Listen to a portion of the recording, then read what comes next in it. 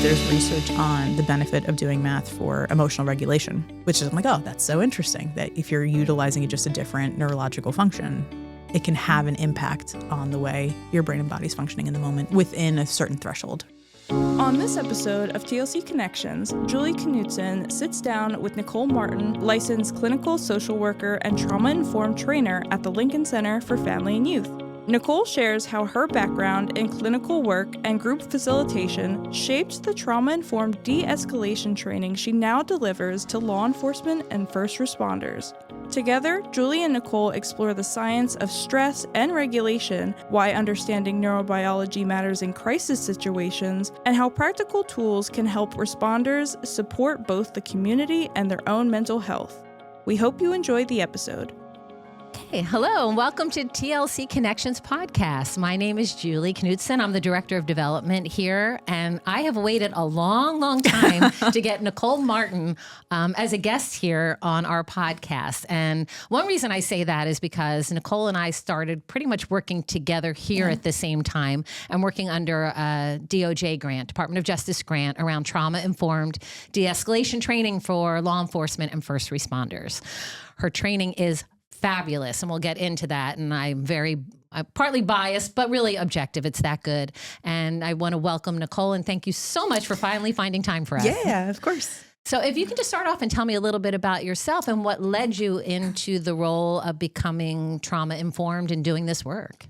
I mean, I think the job at the Lincoln Center came up at just such an amazing and perfect time because I was in a work environment where I was doing trauma-informed trainings for clinicians and working with a really amazing and fabulous team of clinicians to provide services to folks that had a lot of historical complex trauma from, in various capacities, folks struggling with addiction and eating disorders. So I loved providing education and always just kind of loved the learning process, especially around trauma and trauma-informed practices. And I think just in my own life of having been through different therapeutic programs that were really, really harmful and really re-traumatizing, and also having been, have had the privilege of being in really wonderful and amazing therapy and knowing what that's like, seeing the benefit and the importance of trauma-informed practices. And trauma-informed doesn't mean trauma-focused. It doesn't mean always focusing on trauma, but approaching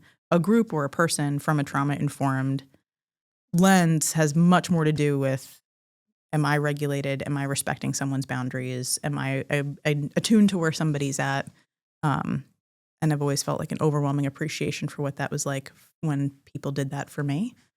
So that led to kind of the process of wanting to learn more about it and having had great therapists and teachers and mentors all along the way and colleagues all along the way who felt very similarly. So you answered pretty much my next question, but maybe you can expand on it. What does it mean to be trauma-informed? We hear that a lot. I know. Yeah. It's so true. Right. To the point that I'm even sick of it. I'm sick of talking about, I'm sick of the term trauma-informed. And you mentioned the difference between trauma-focused. So it is an opportunity, to explain to listeners. Yeah. I've been, I can talk about this from a couple different frameworks, one personally, one professionally. I've been in the lane where I was being told either by supervisors to be trauma focused, right? We have to focus on the most intensive experiences that someone's had, regardless of whether or not they're getting dysregulated, regardless of whether or not they're even in a stabilized enough a place where they're stable enough to process that.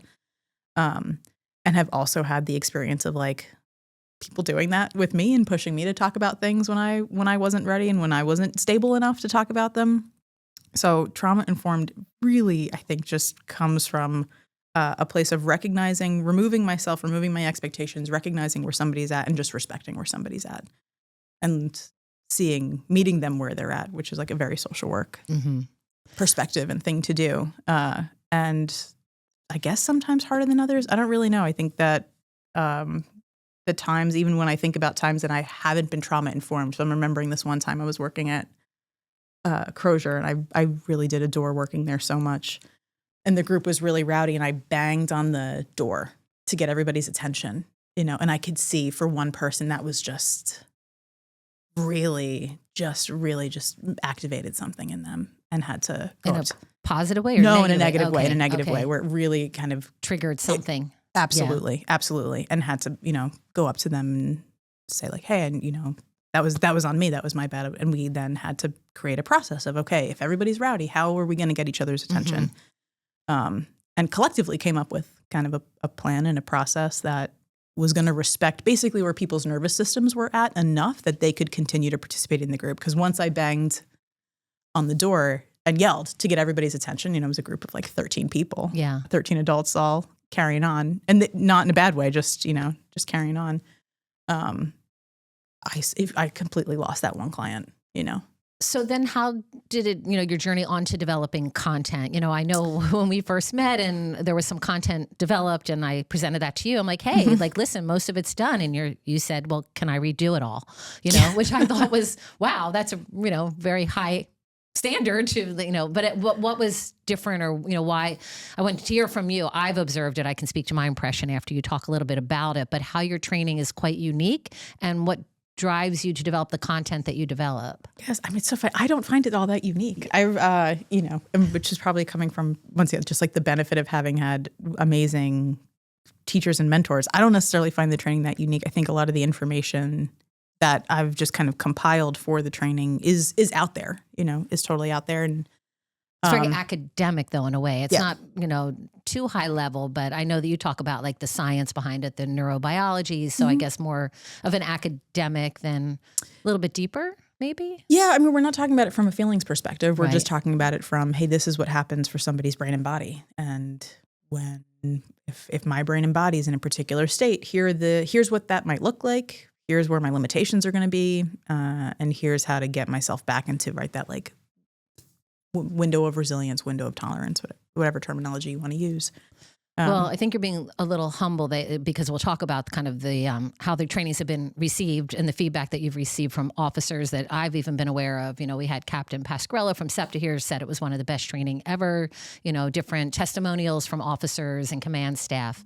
That when you say that's their style of delivering the trainings is what from my perspective, having been to a lot of trainings, I need to keep up my credits or whatever for licensing. I always say it's more of a seminar. It's it's a presentation's really different in terms of, when we talked about that, where people don't want to hear, let's say, like group therapy or psychoeducation, but it's different than a facilitator, which is kind of the way I train, is standing in front of a PowerPoint and kind of delivering information and having some conversation. Your style is quite different. And I guess I'm curious about that. So, I mean, I came from, so I loved doing group therapy so much, and found even in facilitating group therapy sessions about addiction, trauma. At Crozier, we had to do something called IIMR, like an illness integrated mental health and physical recovery model, where it was heavy psychoed based, and handing out worksheets, PowerPoints, it being kind of dry, was never really well received in any group that I've ever done psychoeducation for across the lifespan. I did groups for kids on the autism spectrum, adults on the autism spectrum. Anytime we're talking about psychoed, it being just handout based, PowerPoint based, let's read through the thing, it never really worked well. But it being more conversational, how do we relate this to what we experience in a day-to-day life? How is the information relevant? Which is also part of why I feel like when I start the trainings, I'm not going to know what's relevant for a group unless they tell me. Right.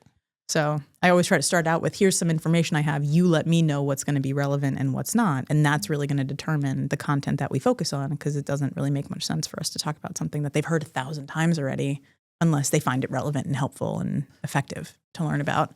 Right. And having gone to so many trainings, because I continue to enjoy them and learn myself, you still have kind of the framework when you talk about like the Penn standards of resiliency. So if you can talk about that, the SAMHSA model. Yep. So the SAMHSA's 4R model, which that's something that I was trained to do when facilitating groups. And a way that I was supervised to facilitate groups was Sandra Bloom's sanctuary model, which looks at pillars and tenets that are going to be really beneficial to allow people to buy into a group space.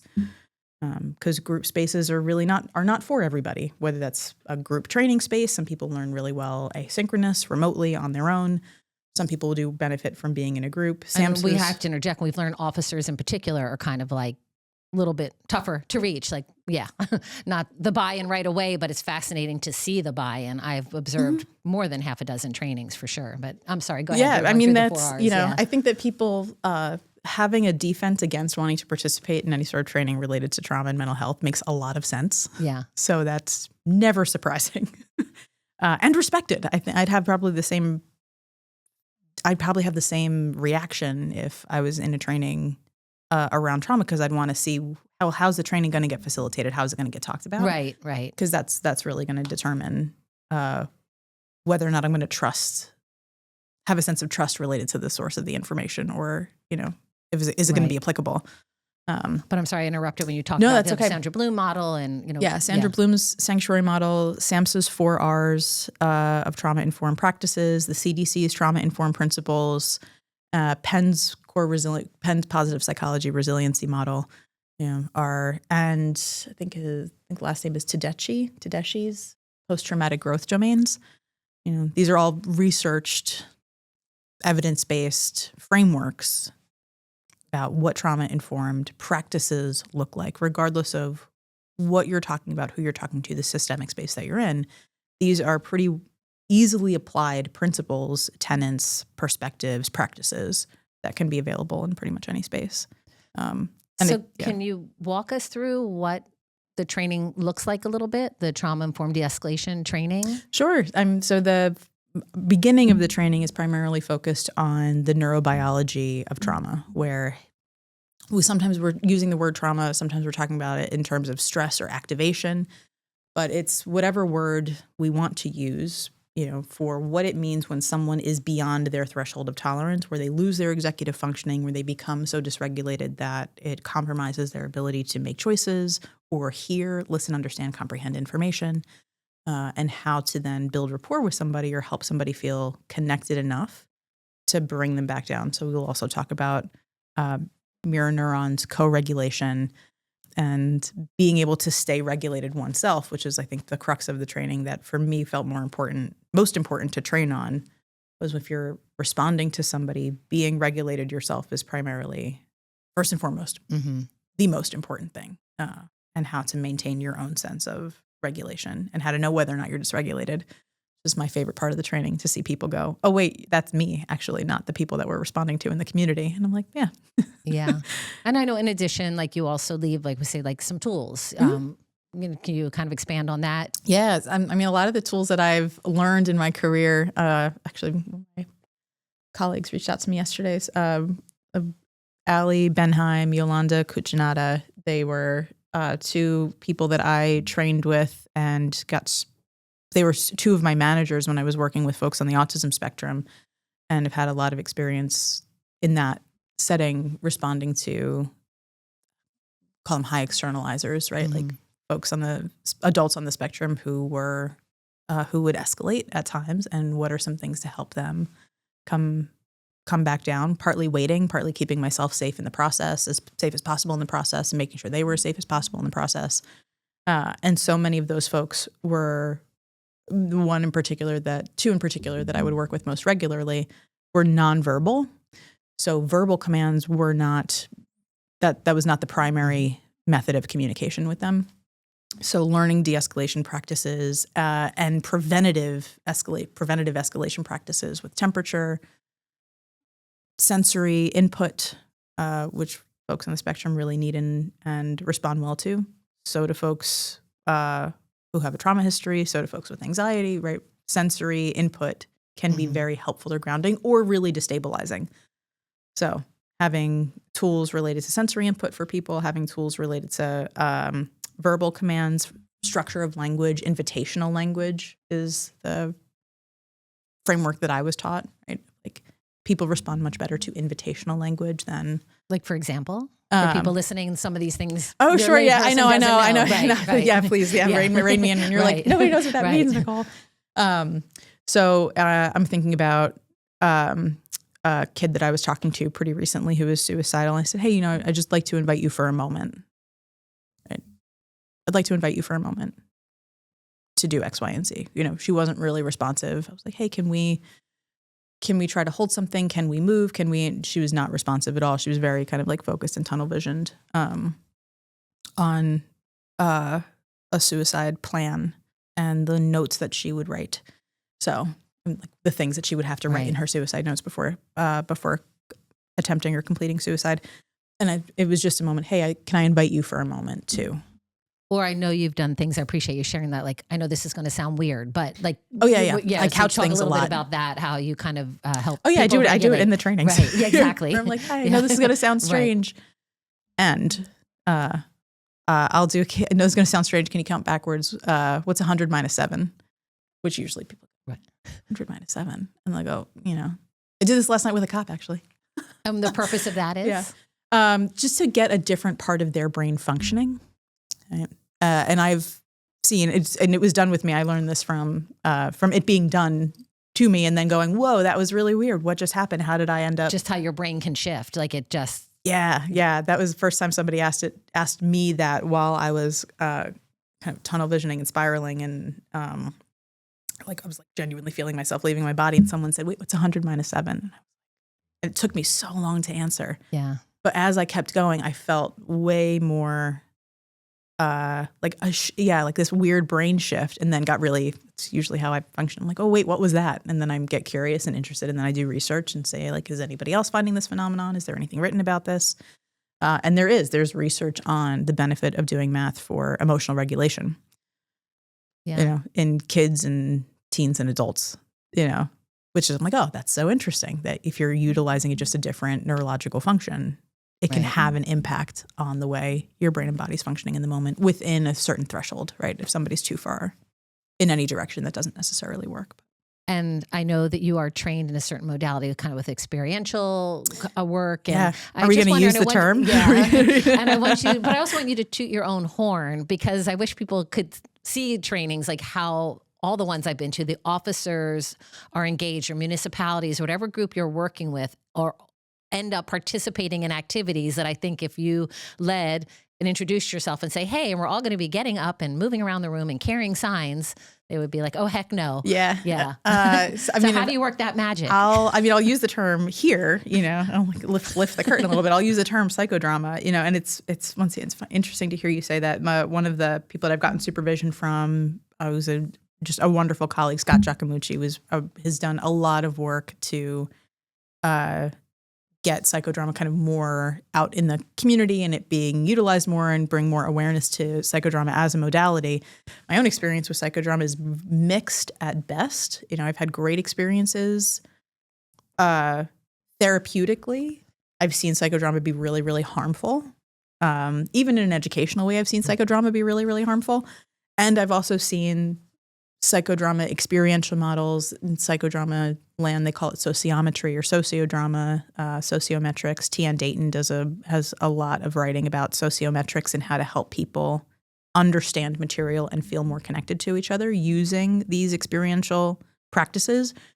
But the holding signs, that's called a sociodramatic sculpt. Putting signs on the floor, that's called a locogram or a floor check, depending on how we're using it. Like, these are all terms that are present within this framework of learning. And I've just had the benefit of like learning from some really great people how to do it well and how to introduce it well. And one of my old bosses and supervisors, Dave Moran, has done this with police officers before. So I went to him even when I first got the job and I said, hey, I want to teach in this way. Yeah. Do you have any feedback suggestions? I did the same with Scott, Right. And I guess having gone to the trainings that are about typically 6 hours, full day, we can modify it for, appropriate departments, but there's that buildup, I guess. So all of that's happening during the training, the relationship building, the safety without.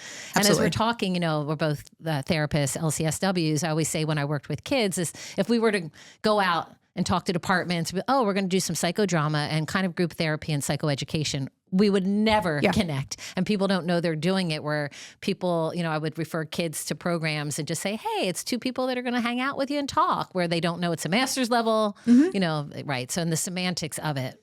Well, and it's also, it's the translation of language, right? I think that was something that I wanted to be really mindful of. And I remember calling my aunt, who's a retired NYPD narcotics captain.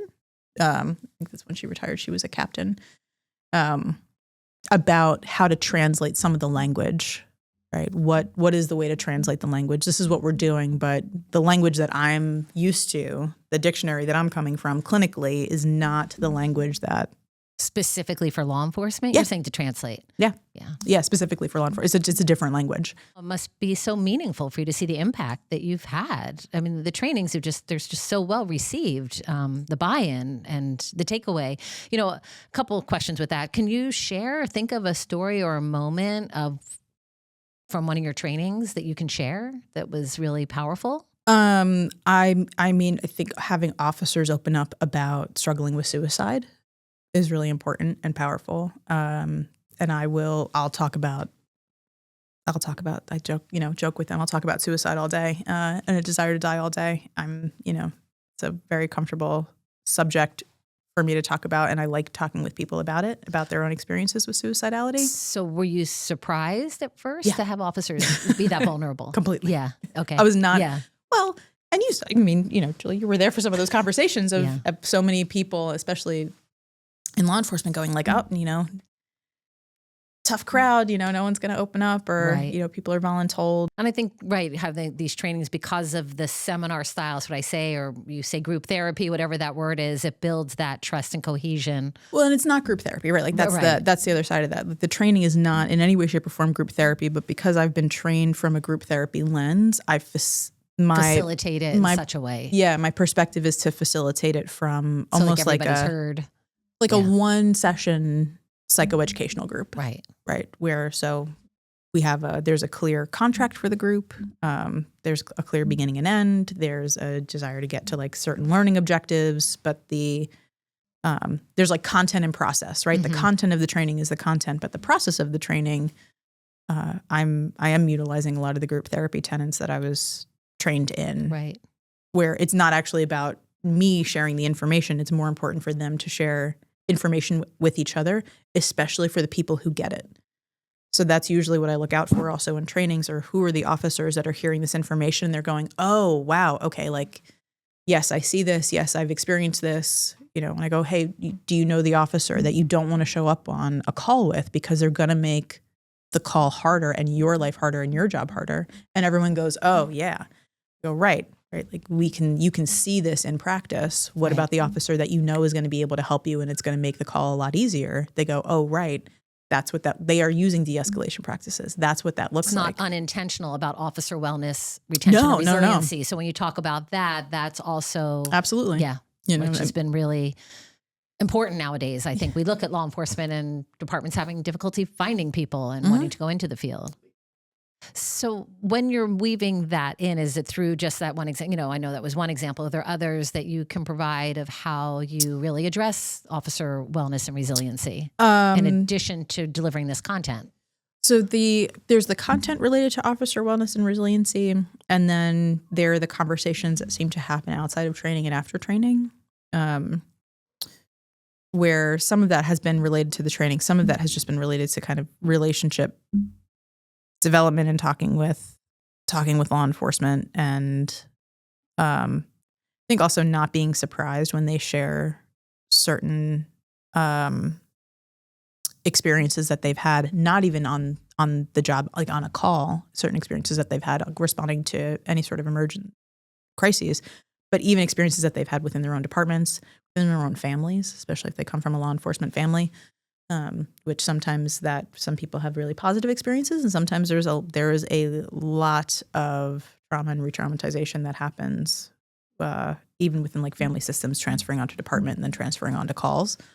So I think even acknowledging when we were talking at one point during one of the trainings, it kind of came up. There's something called the trauma triangle, where someone had a curiosity about folks who struggle in domestic violence situations, right? Or folks who experience any sort of domestic violence situations, and why do certain people have a hard time leaving? Why do people feel trapped? Or, how does that happen for some person? Which is, once again, that's usually what I'm looking out for, is where is somebody's curiosity? Because that's usually to me like a green flag that the information is relevant or helpful, or at the very least interesting, which is fine as long as it gets retained in some way, shape, or form. And we went through the trauma triangle and people reflecting on like, oh, I see that in myself. I see that in my relationships, right? So to me, I personally, the coolest part that I've liked in the trainings is to see the us versus the us and them mentality reduce. That has been like the most enjoyable. Anybody that's listening can't watch. She's totally lighting up. Nicole gets very excited I and do. passionate when this is so your wheelhouse. Can you talk? I said a little bit about what some command staff has reported back from their officers, but are there any feedback you specifically gotten from officers that resonate with you after a training? I'm thinking about one officer a couple of officers. One in particular stands out who, after training, was like, I was surprised at how emotional he was and talking about how much he needed this, and was feeling overwhelmed and kind of at wit's end, and just shared a little bit about how he was acting out on folks that he was working with in his own department, and that it helped, which like that felt really meaningful. Where I'm like, okay, we're moving, we're inching in the right directions, centimeter by centimeter. Yeah. Which felt helpful. And I know after each training, you do get written feedback and evaluations, always been very positive, but you have certain moments that stick out where officers really sought you out to tell you how relevant. Yeah. Yeah. Either how relevant the training was, what they were sitting with and reflecting on, or to share just about their own personal experiences where it's a moment of like, yeah, this is what some officers just hold on to so much. And then, so like the person that we know mutually, Mary, I've heard her say, we either work it out or play it out, but either way it's coming out. Yeah. And that is something that rings true in I hear her say that a lot. We either work it out or play it out, but either way it's coming out. And I see, right, for so many officers that have come forward to share certain experiences that either they've struggled with or that they've witnessed or that they've seen, or even like unethical things happening in a department, right? Whatever it is that, okay, so you're either working it out or playing it out, but either way it's coming out. And most often this is stuff that gets played out in like a really harmful, in a really harmful, detrimental way to the officer and also to the community, right? So what are some of the misconceptions about trauma-informed approaches that you often encounter, especially among first responders? Like, just be nice, where it's like, oh, just be, I don't even know. I don't know if I can even fully articulate what the misconception is. It does. I think that there's this misconception of like, it's soft, or I'm sure that there's some sort of misconception of it's weak, or like touchy-feely, oh, you poor thing. Correct. Or that it's ineffective, right? I think that that was like a really fun moment. We were doing something called a sociodrama in a training, and officers were playing different roles, and I had kind of, intentionally asked one officer who I knew was a little bit more defended to the material to play the de-escalating officer, and an officer who was very receptive to the material to play the like use of force escalating officer. And then there was an officer playing somebody in the community who was holding a knife, right? And in the training, these are cops. They usually have a knife on them. So he was actually holding a knife, right? So, which is, fine. And we were kind of acting out this scene with the intention of just notice, if you step into the shoes of this role, what is it like? That's it. What is it like? So even the person playing the community member who was in a mental health crisis and holding a knife, when the quote unquote use of force officer was coming toward him, he was able to reflect, wow, I noticed myself getting like really tense and I feel more reactive when that officer would step back. And when the de-escalating officer, the use the force, right, officer would step toward, he would be like, wow, I feel calmer. I'd be like, right, so this is what it's like when you're stepping into the role and you're using the skills and you're able to interact with somebody. And it was kind of a running joke where I just went over to the person. I walked right up beside the officer who was in the community member role. And he did a really good job getting into role. I was really impressed with him. And I just put my hand on his shoulder and I said, can I have that knife, please? And he just handed it to me. Huh. And the officer started laughing. And I was like, it's that simple, guys. Yeah, right. Which was like a running joke. But, but it was an interesting moment to see them go, oh. Right, because unfortunately, I don't know if you're recently just in Ambler, one of the townships in our county, Montgomery County, where there was a death by a shooting man having a knife. And you just wonder, and I know you said that in your trainings. I mean, you're never one to say, don't use force if force is necessary. I don't know what it's like to be a cop. Yeah. Right? Like, I'm the first one to say, I have no idea what it's like to be a police officer. I am not a police officer. In the moment, I don't know what that mindset is like. And at the same time, there are so many things that factor into somebody's reactivity, whether it's personal history, where someone's nervous system is at that day, implicit biases, right? So many things factor into somebody's reactivity that like you can't always control all the variables, but we can try to control as many as possible or like address as many as possible.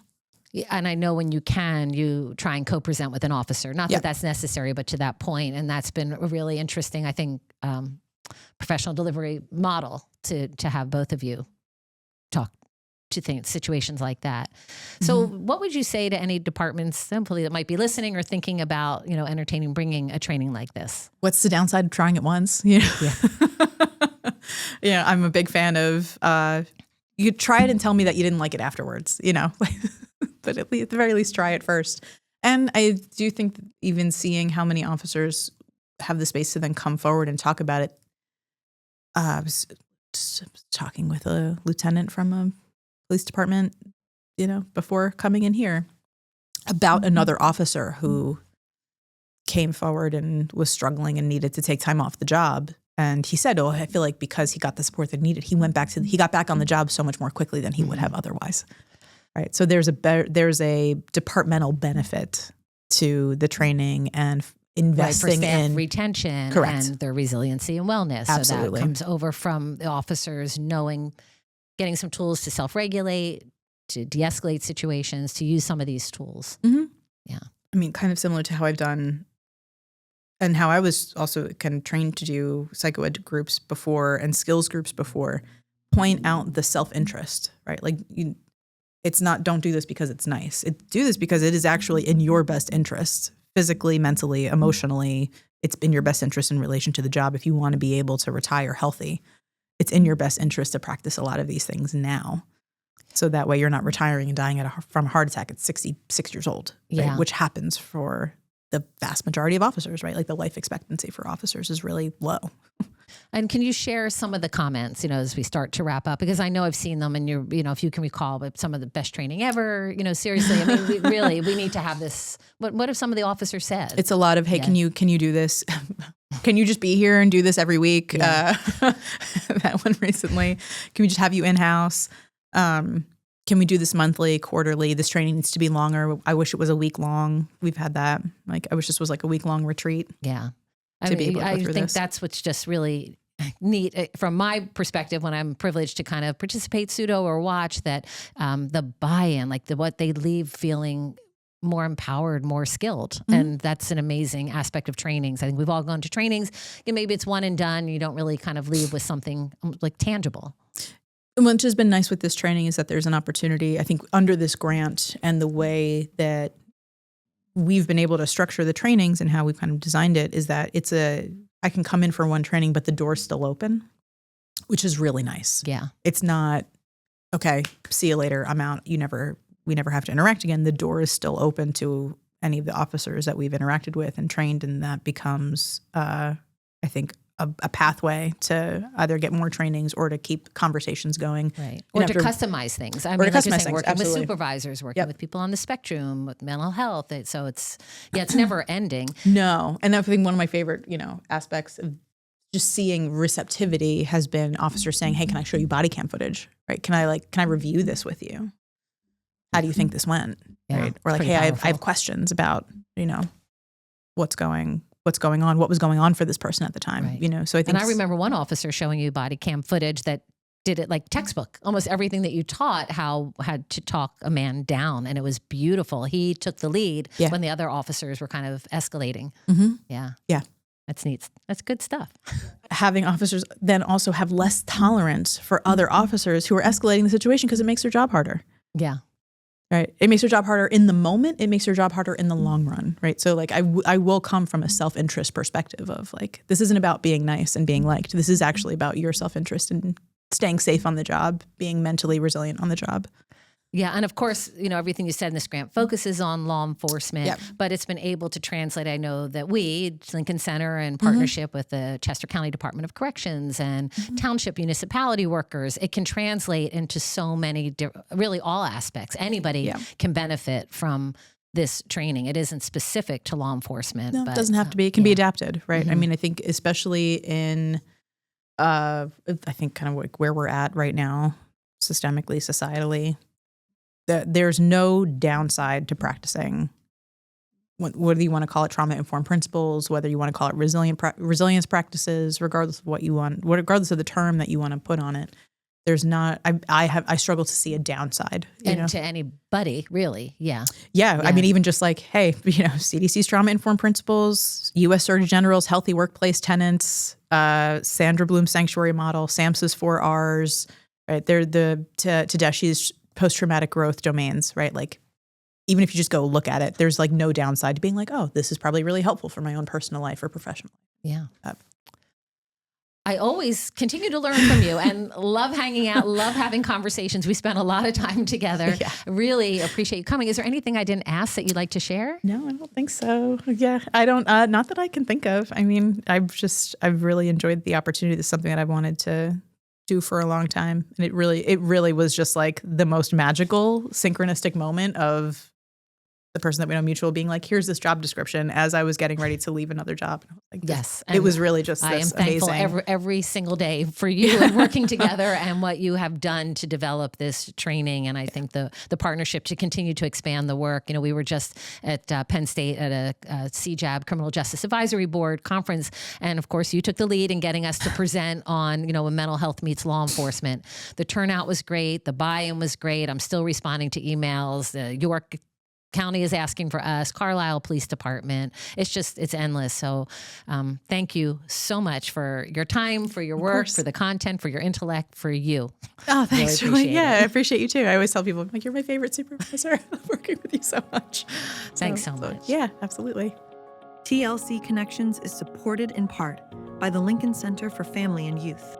Through education, counseling, coaching, and consulting, we empower people to make positive choices, meaningful connections, and transformational change. To learn more, visit thelincolncenter.com.